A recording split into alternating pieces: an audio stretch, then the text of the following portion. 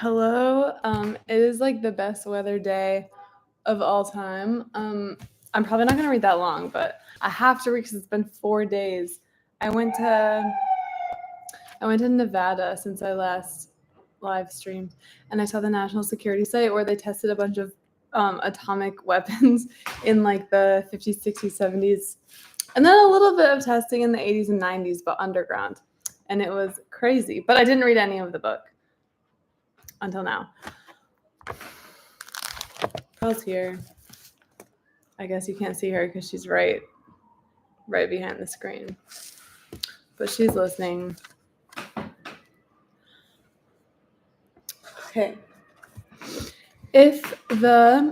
Another thing I want to share, just because it's fun, I went on a walk this morning earlier, and I stopped at a little bakery because I was getting so hungry. And I was checking out, and the cashier was like, I'm such a big fan. I don't get recognized very often, so for a second, I was like, oh, did she do the thing where she sees a face that she's seen before and then, like, thinks it's a different person?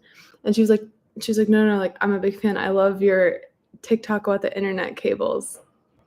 And that was the first time that anyone has ever been, like, stopped me in the street to compliment my TikTok about internet cables. So that kind of made my whole day good. And the weather's nice. If the political difficulties involved in creating a park on Jones Beach were enormous, the physical difficulties were of a size to match. Building on a barrier beach proves to be a very difficult proposition from building on the mainland. Commission engineers found themselves faced with a succession of problems engineers never encountered on mainland jobs.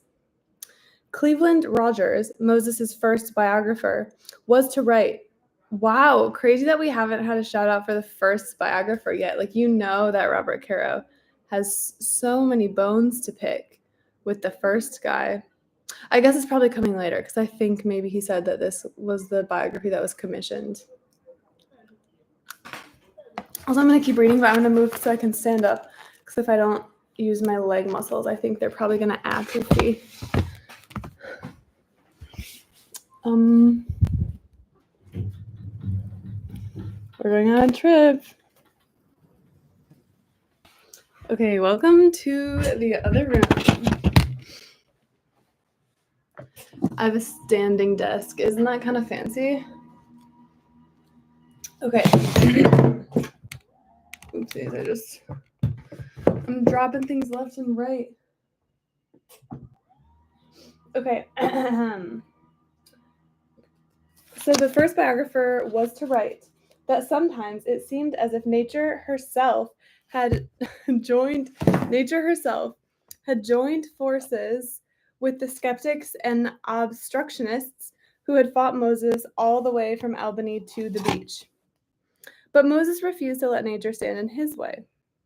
None of Moses' engineers had expected work on the barrier beach to continue in winter because drifting ice packs that kept boats off the Grand South Bay for days at a time could maroon anyone caught on the strand. But with Smith's time as governor running out, winters could not be wasted. Moses told the engineers taking surveys for the causeway to cache, C-A-C-H-E, emergency supplies of food in a shack on the beach and keep working. Even on mornings when wind was whipping the bay into waves and ice was coating the piers, Sid Shapiro led his hip-booted surveyors into boats for the trip across. One day, while they were on the strand, ice packs closed the bay. It stayed closed for 10 days. All the cached food ran out except pancake batter, and the surveyors lived on pancakes. For the rest of his life, Sid Shapiro would never be able to stomach another pancake. But when the ice cleared and the surveyors returned to Babylon, Shapiro could tell Moses, who was standing on the dock waiting for a report, that 10 days more work had been completed. That's crazy. That was a crazy paragraph. The completed surveys contained the worst of news. The mean level of the existing barrier beach, Moses was told, was only 2 feet above mean sea level.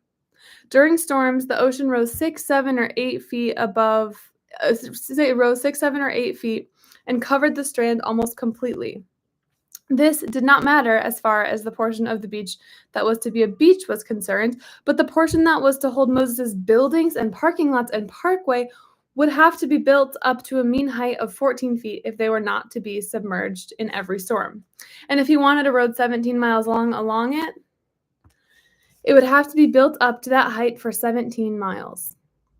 The job could be done, of course. Floating dredges, huge pumps mounted on barges could suck up hydraulic fill, which would become sand when dry, from the bay bottom, and pipelines could spill it out over the strand.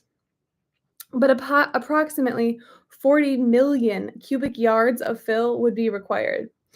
The job would take months and it would be expensive. Even Smith quailed at this, and Moses had to talk fast and hard to persuade the governor to go along. But he did persuade him. Crazy. So they're just pumping the ocean floor, like the dirt from the ocean floor. Crazy, crazy. Okay. The largest floating dredges in the U.S. were brought to the bay as soon as spring cleared the ice off it in 1927.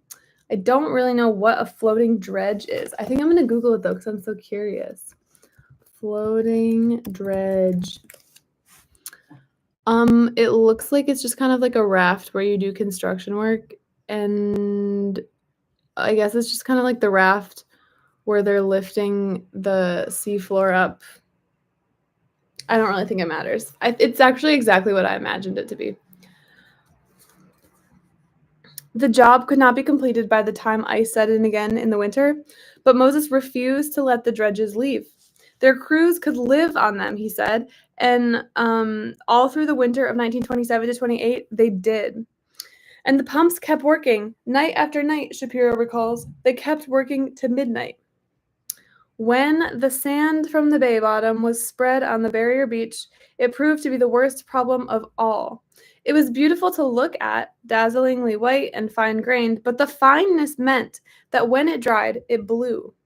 Even the lightest breeze stirred it into the air in swirls so thick that the strand looked like a desert during a violent sandstorm. It was always blowing in your face when you worked, Shapiro remembers. When it got bad, it would fill your eyes and your ears and your nose as fast as you could clean them out. You'd be choking and coughing. You'd be talking to someone not 3 feet away, and an especially violent gust would come, and you couldn't even see him anymore. You couldn't even see the hand in front of your face. During the day, workmen would dig an excavation.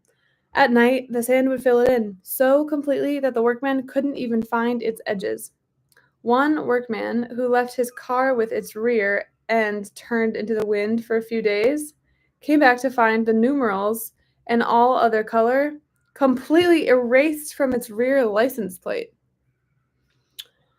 Moses dispatched landscape architects to other Long Island beaches to find out why the sand on older natural dunes was more stable. They reported it was because of the presence on those dunes of a form of beach grass, whose roots, seeking water in the dry sand, spread horizontally rather than vertically, and thus held sand around in its place. Oh, my cat wants to get in. Hi, Pearl. I guess she didn't really want to that badly. Oh, there she is. But to be effective, they reported, the grass had to be planted quickly. Hundreds of thousands, even millions of clumps would be required to hold down the new dunes at Jones Beach, and it could be planted only by hand. In the summer of 1928, the years are just flying by. On the desolate sandbar on the edge of the ocean, amid half-completed building skeletons that looked like ancient ruins, was a panorama out of the dynasties of the pharaohs. Hundreds, thousands of men spread out over miles of sand, kneeling over holes and kneeling on the ground, digging little holes and planting in them tiny bundles of grass. The peculiarities of men seemed sometimes to join with those of nature to thwart Moses, but he would not be thwarted. The contract to build the causeway had been awarded to an Atlantic City, New Jersey firm. In the autumn of 1927, the president of the firm coolly informed Moses that its money had run out and that it couldn't meet its payroll. Its laborers would not work without pay, and work would have to stop unless $20,000 was found immediately. Moses drove to Albany, which actually means that he got driven to Albany. Pearl, stop it. Sometimes she picks at things. But Smith told him that every cent that could be squeezed out of the Highway Bureau budget, in fact, every cent that could be squeezed out of the budget of any department, had already been squeezed. More money would be available in the 1928 appropriations, of course, but they wouldn't be available until after January 1st. Promising to pay her back as soon as the appropriation came through, he did. Moses borrowed, get this. Moses borrowed the $20,000 from his mom to pay the laborers himself, and they kept working. This is crazy. I'm still not sure. I guess now he is getting a salary. But it's crazy how much his parents' money just made him happen. The first 15 years of his life, he was using their money for tuition and using their money to live on while he worked for free. Crazy. To the east of the portion of Jones Beach, ceded to him by Hempstead Town, directly in the path of his proposed Ocean Parkway, lay 500 acres of meadowland owned by Oyster Bay Town, and leased as a duck hunting preserve to a group of wealthy sportsmen headed by Solomon Guggenheim. There's a name. Keeps happening. There's a name you recognize. When Moses appropriated the tract, the sportsmen obtained an injunction and served it on the contractor. But Moses met the contractor on the dredge, and, as Cleveland Rogers put it, quote, and Cleveland Rogers is the previous biographer of Robert Moses, quote, the legal papers somehow slipped off the deck into the swirling waters. When the hunters, in their fur-lined coats and escorted by their formidable legal advisors, arrived a few days later to shoot ducks under full protection of the law, they found the meadow slashed through and filled in for the parkway. What? That is really bizarre. So Moses tried to sign a legal agreement, but then the papers slipped into the water. He's definitely lying about that, right? He definitely didn't try to sign this agreement, and he just made his biographer say that he tried, right? And always, day after day, summer and winter, Moses was out on the job encouraging the men in the field. People will work harder for you if they have a good time, he told Moses. He told the Morses, and he urged the laborers working on Jones Beach to go swimming during their lunch hour. Organizing softball games on the beach, he umpired them himself. That's so funny. Of course, he's the ump. Joking with the men, he made fun about his hat, and he told them what great project they were building. He had a gift for leading men, Shapiro recalls. Those men idolized him. You'd see him walk up to a pickaxe game that was tired and talk to them a while, and when he walked away, you could see those pickaxes swing faster. Hanging over Moses was the realization that every battle he won brought him closer to one there seemed no way of winning, and whose loss would mean that his dream would remain substantially incomplete. Every step he took to develop the land ceded to him by Hempstead and Oyster Bay only brought him closer to the day when he must face up to the fact that the rest of Jones Beach was not his. Its eastern half, 9 miles long, 1,300 acres, still belonged to Babylon Township. Hutchinson and Hewitt, they're the upstate guys that hate how much Moses is spending. They think They might think the park he was laying out was already too big. He knew that. To serve the metropolitan area adequately, it would one day have to be far bigger. And the only place for expansion was to Babylon's land. Moreover, if he didn't get that land before the Wantagh Causeway and Ocean Parkway, which would run up to its edge, made it accessible and immensely valuable, he knew he would never get it. And unless he got it, there was nothing to prevent Babylon from building a road to connect with the parkways and lining it with hot dog stands, gas stations, and tiny, ugly summer bungalows that would march right up to the edge of his great park and spoil forever its pristine beauty. Yeah, it is so interesting how sometimes he seems fun. They were talking about this on the 99% Invisible podcast, but when you read this book, you learn a lot about him, but you don't really get a sense of what it would be like to be in a room with him. Would he be fun? Would he be cool? Would he be weird? Would you be able to sense that he's trying to manipulate you? It's really hard to know how he comes across. Without Babylon's land, moreover, the Ocean Parkway would be only half as long as he wanted it. And it would be difficult to build a causeway and loop it back to the mainland Long Island and the Southern State Parkway, because he had planned to cut the expense of that causeway by running it over Captree Island, a tongue of land at the eastern end, Babylon's end, of Jones Beach, which extended up toward the mainland. And since it was the eastern end of Jones Beach that almost touched Fire Island, without it, he would never be able to build a bridge from Jones Beach to Fire Island and thus enable the Ocean Parkway to continue along Fire Island to the Hamptons.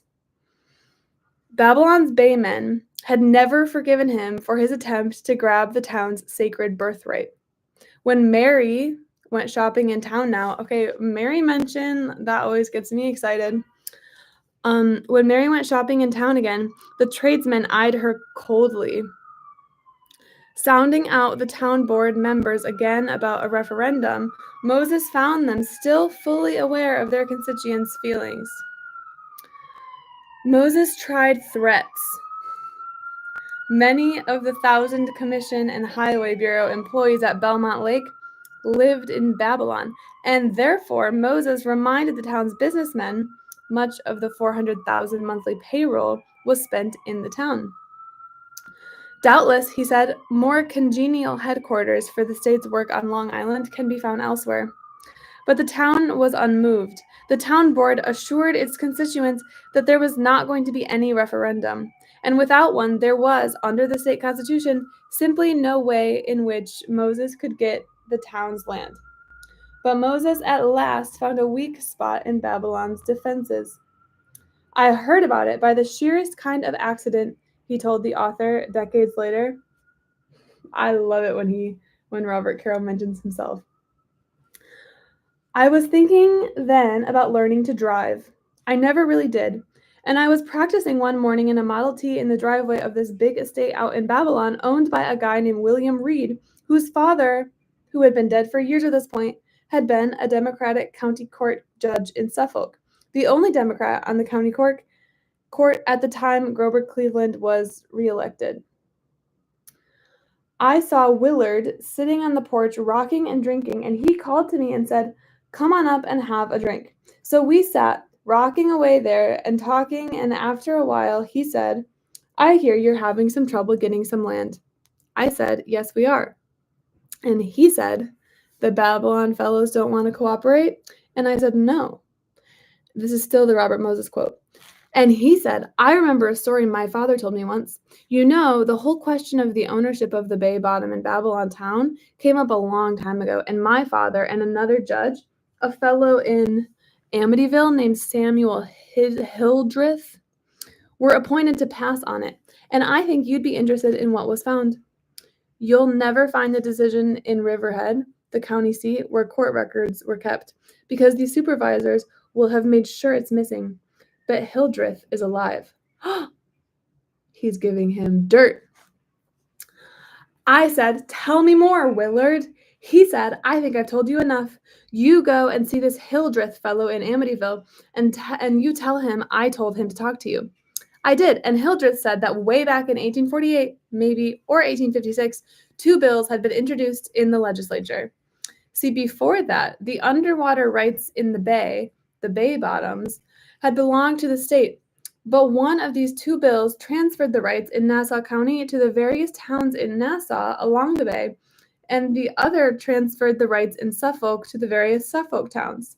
Well, everyone on Long Island always just assumed that both of these had passed, but Hildreth told me that when he and Judge Reed had looked into it, they had found that for some reason, no one seemed to know, maybe just an oversight, only one passed, the Nassau one. Okay. So I think that means that the I forgot what that means. We'll figure it out. I said, do I gather then that half the Bay Bottom belongs to the state? That Babylon doesn't own its Bay Bottom at all? And I put all our bloodhounds on it, and I found those bills, and I found that Hildreth's story was true. Well, in those times, this is still the quote from Robert Moses. Well, in those times, well, in all this time, the supervisors could have gotten the ownership of those lands transferred without any trouble. Pearl, stop it. But I guess they had just decided to let things lie and had kept issuing licenses to fish the Bay Bottoms when they had no right to. And so I blackjacked them. We told them that we'd trade them the Jones Beach land for the Bay Bottoms. Well, they didn't want to trade. They didn't want to give up the land. But we told them that if they didn't, we'd let the people know that the town didn't own the Bay Bottom at all, and that they'd been issuing licenses when they had no right to, that in all the years that had been available to remedy the mistake, they had never taken the simple step of obtaining title to the Bay Bottoms, that they'd been negligent in their stewardship of the town's sacred heritage. To be convinced in the public eye of such negligence would have been even worse for them than to give away the barrier beach. The Bay Bottoms were much more important to the baymen. That was what their livelihood depended on. We blackjacked them, that's all. We threatened to tell, and we said, now there's one way to adjust this thing. The ultimatum that Moses presented to the town board, was to authorize the referendum and to issue a ruling that would give Moses a real chance of winning it. The voting would not be restricted to the town's tax-paying property owners, but would be open to anyone who lived there, including the several hundred state employees who had recently moved into apartments. This ruling would violate common sense and common practice. Generally, only property owners, a town's taxpayers, were allowed to vote in referenda involving the permanent removal of town property from tax rolls. But Moses did not leave the board members much choice. If the referendum passed, giving the beach land to the state, he told them the state would in turn quietly give the Bay Bottom to the town, and they could go right on issuing licenses if the referendum passed. Sorry, I'm being so bad at reading. It's kind of hard. He uses a lot of commas and semicolons and dashes. Okay,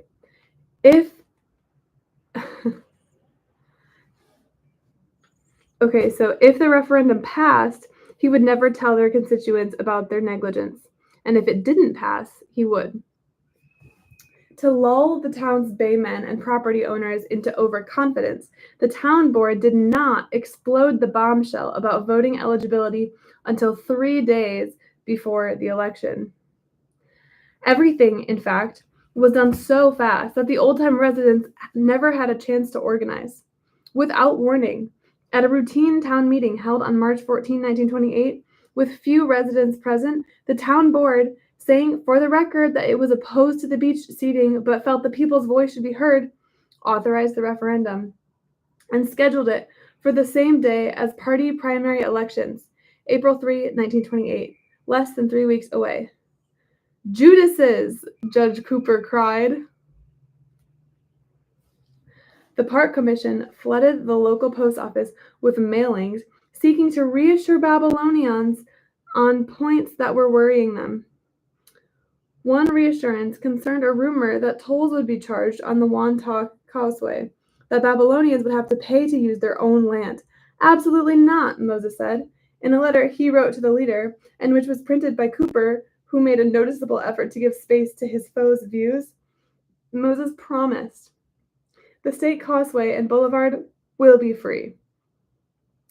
Nonetheless, the judge could not conceive that, even with the voter eligibility ruling, the referendum would pass. No politician, he didn't understand certain other tactics. No politician, he didn't understand certain other tactics the town board had used, semicolon. Oh, okay, the judge was not a politician. He saw, for example, no significance in the fact that while the hours for voting in the primary were noon to 9 p.m., the hours for voting in the referendum ended at 6 p.m. None of the older residents of Babylon were prepared for Election Day. As they strolled to the polls, they suddenly noticed cars bearing state shields and crammed with men racing through the streets of the quiet village. They were Park Commission and Department of Public Works vehicles carrying employees to vote. Undoubtedly, many of these employees were, under the sudden relaxed eligibility ruling, eligible to vote. But opponents at the polls said that they recognized many as men who did not even have apartments in the town and were therefore ineligible. When, however, the election inspectors tried to check their names against the list of eligible voters in the election registers with which election inspectors were customarily provided, they found that somehow the town board had neglected to provide registers at this time. And that's so crazy. They don't even have a record of who lives there. And the inspectors were unable to deny the state employees the right to vote. This is so sneaky. Realtors had cars out too, rounding up voters known to favor the proposal and transporting them to the polls. But Moses' overconfident because hoodwinked opponents did not have a single car in operation. In addition, many potential no voters, one estimate said 200, were confused by the fact that the polls remained open until 9. They showed up after 6, only to be told that while they could vote in the primary, voting in the referendum had been closed. The final tally showed that Babylon town had ceded its portion of Jones Beach to the state by 7 votes. Wrote Cooper, the verdict was nothing short of a crime, and the method by which it was obtained is scandalous. Moses issued a statement too. He called the referendum results a vote of confidence in the Park Commission. That was crazy. That was a crazy chapter. It's not even the end of the chapter, I guess. But that was a crazy little section. I'm probably going to read the rest of this page. Page 237. The sands were running out on Al Smith's governorship. Moses's construction crews did not quit for the winter of 1927 to 28. Their grading machines pushed aside snow as well as earth as they smoothed the path for the Southern State Parkway. The Great South Bay froze solid, the men stretching the Jones Beach Causeway across it pitched tents on the ice and lived on it. Early in 1928, an astonished Hutchinson and Hewitt realized that the completion of the Southern State Parkway and Jones Beach Causeway, on which they had hinged the beginning of the northern state, and which they had assumed was years, if not decades away, was rapidly approaching. Frantically, they tried to delay it. In another year, Al Smith wouldn't be governor. Out of Moses's $4,500,000 1928 budget request, they slashed $626,000. But Smith found the money in the departmental budgets, and the construction crews kept working. Hi, Pearl. Moses had not been given funds for his Long Island parks and parkways until the spring of 1926. By the end of the summer of 1928, in a period of less than 3 years, every foot of right-of-way for the Southern State Parkway was in his hands. A 7-mile stretch from near the New York City line to and around the Hempstead Reservoir was completed. Long rows of newly planted elms and maples lined it, and stone-faced bridges, every one different. That's such another detail that is so crazy. Every bridge must be different. Were carrying crossroads over it so that nothing should interrupt the swift passage of its users. A second 7-mile stretch from the reservoir to Wantagh was completed except for the landscaping. A third 7-mile stretch from Wantagh to Babylon was graded and ready for paving, and the fill for the Wantagh Parkway had been laid, a pavement placed on top of the fill, and 3 of the 4 bridges that would carry the causeway across the bay completed. Pearl, she loves this book. When Moses had become president of the Long Island State Park Commission on April 18, 1924, there had been one state park on Long Island, the almost worthless 200-acre tract on Fire Island. By the end of the summer of 1928, there were 14 parks totaling 9,700 acres. Because 6,775 of those acres had been acquired from Hempstead, Oyster Bay, and Babylon towns, the U.S. Department of Commerce, New York City, and private individuals, as gifts, the Long Island parks had cost the state a total of about $1 million. Pearl, are you getting sleepy? At 1928 land values, they were worth more than $15 million. By the end of the summer of 1928, the watershed properties off Merrick Road had been filled with bathhouses, baseball fields, and bridle paths. Picnic areas with thousands of tables sat under their trees. Slides, swings, and jungle gyms spotted their clearings. Their lakes were decorated with floats, diving boards, sliding ponds, rowboats, and canoes. Heckscher State Park contained miles of paved roads for cars and dirt roads for horseback riders, acres of athletic fields, bathhouses holding 5,000 lockers, a boardwalk, a bathing pavilion with restaurants and snack bars, an inland canal for rowboating, and a marina at which sailboats could be moored. There were more bathhouses, more boardwalks, more playing fields, more snack bars, more picnic areas, more campsites at Sunken Meadow, Wildwood, Orient Beach, Montauk Point, and Hither Hills State Parks.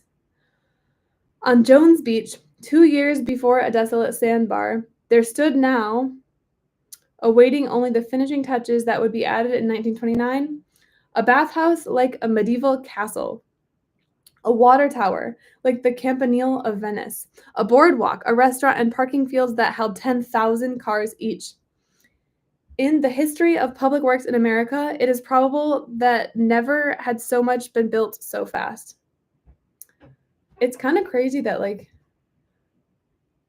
we talked so much about the budget and how is it going to get built, and then just boom, 2 paragraphs later, it's all done. During the summer of 1928, park-seeking families heading out of New York City began to feel Long Island open up to them. Week by week, word spread. At the beginning of the summer, the bathhouse at Valley Stream State Park contained 1,000 lockers. For a few weekends, these were sufficient. Then they were not. Another 1,000 lockers were added, then another 1,000. And even so, by the end of the summer, thousands of would-be bathers were being turned away every weekend. By the end of the summer, attendance at Long Island State Parks had passed 500,000. I want to keep going just because Pearl's being so funny. It's funny how close with the camera she is.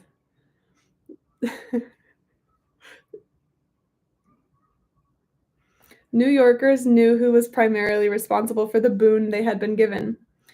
It would have been difficult for them not to know, for the press was turning Robert Moses into a hero. The lionization was on a scale as vast as the achievement. The 20s was an age for heroes, of course, and if 1927 was Lindbergh's year in the New York press, 1928 was Moses's.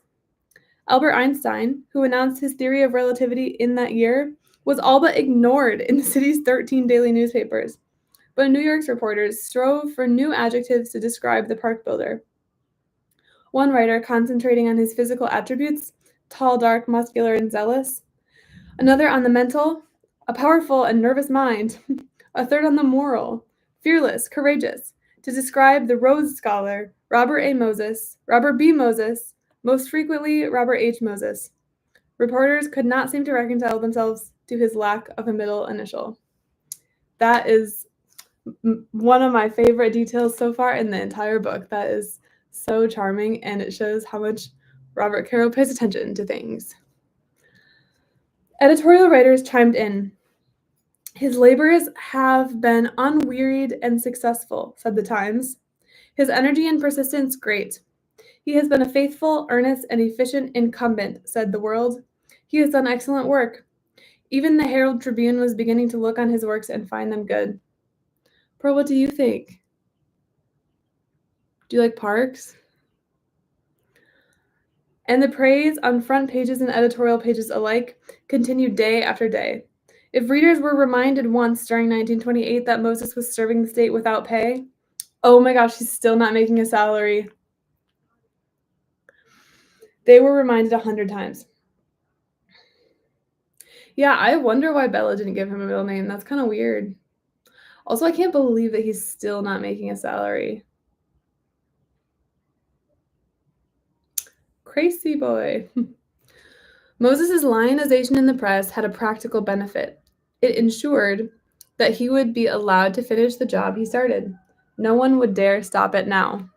The Long Island Dream was safe. And since... Oh, Pearl, stop it! She's doing the thing where she tries to push stuff off the desk. Okay, I think that since Pearl's bored, I'm probably going to stop right there. But that was really crazy how after all that deliberation, suddenly we just like... all the parks appeared. Not all of them, but like 5 of them or something. Crazy. Okay, well, I'm lowering my standing desk. Thanks for joining. Have a good... I hope it's... In New York, it's so nice out today. It's like 60s, maybe even warmer. It's crazy. It's like finally, it feels like summer. Okay, see you later.